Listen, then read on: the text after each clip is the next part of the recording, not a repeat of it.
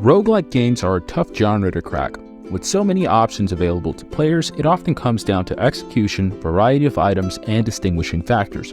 Well, have you ever tried a pachinko-style roguelike? If not, get ready to sink your teeth into one of the most unique experiences you've had in quite some time. With plenty of items to unlock, difficulties, and possible build combinations, this game might be something worth checking out if you're looking for a new experience. Let's start with what the game does right.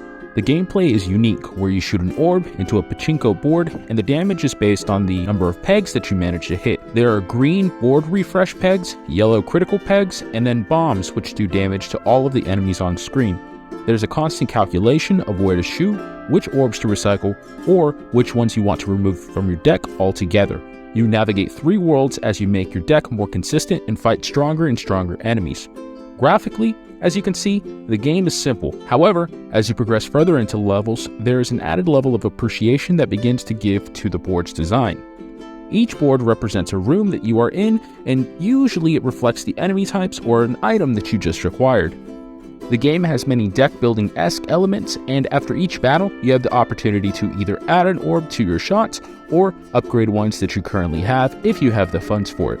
This is where the game shines, as there are several attributes that you can choose to focus on over the course of your run.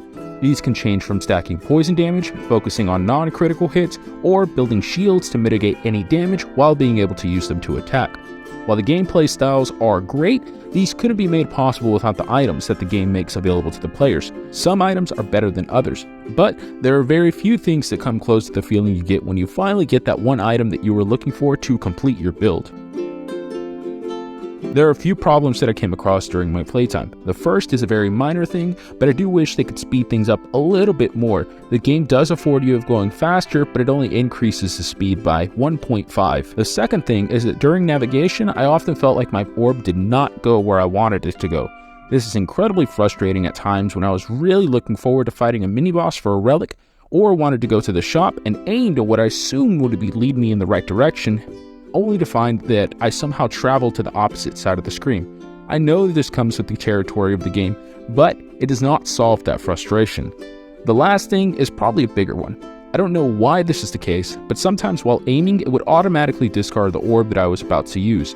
I personally never had too many decks where my ammo capacity was tight enough for it to become a problem, but for some who are trying to optimize consistency, I can see this being a huge issue. On this note, I will say that I played the game on an Android device, and this may not be an issue on iOS. I hope that this gets hotfixed ASAP. What can I say about Peglin outside of that I would recommend checking this game out? It manages to capture lightning in a bottle with a great gameplay loop, variety, and unique mechanics. While for some, it may be on the pricier side of $7.99, I can assure you that at least for me, it was worth every penny. Additionally, you can try out the first world for free, so there's no reason not to give it a look. I managed roughly about 8 hours worth of playtime, and I can still find myself going back to it.